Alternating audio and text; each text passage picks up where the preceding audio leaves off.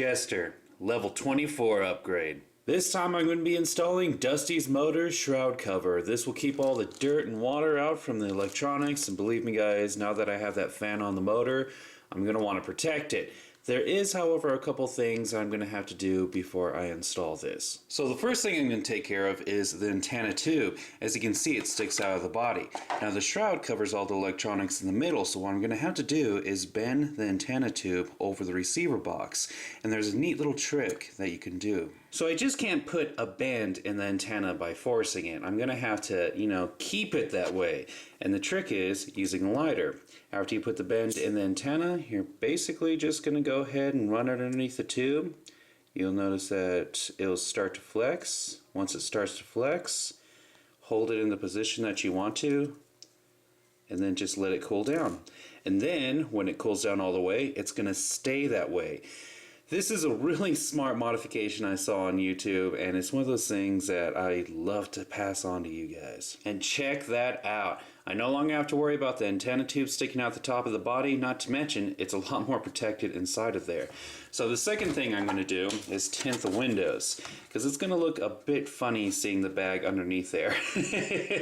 Now instead of going out there and using what, $6, $8 to buy a can of the spray-on tint, what I am going to use is leftover tint from my car. I mean, you can find this stuff anywhere, guys, and this is a pretty good shade. I use this on Demon for one of his upgrades.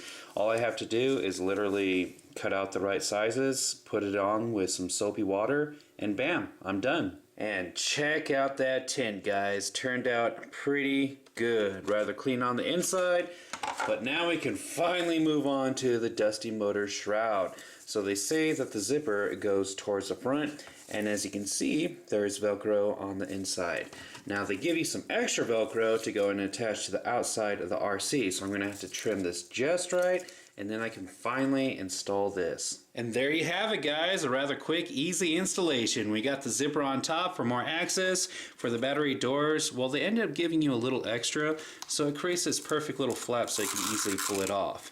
And now I think the hardest part for this whole installation was cutting all the Velcro to the right sizes. I mean, you want it to look good, you don't want it hanging over the edges, so that takes a little time and finesse to get it just right.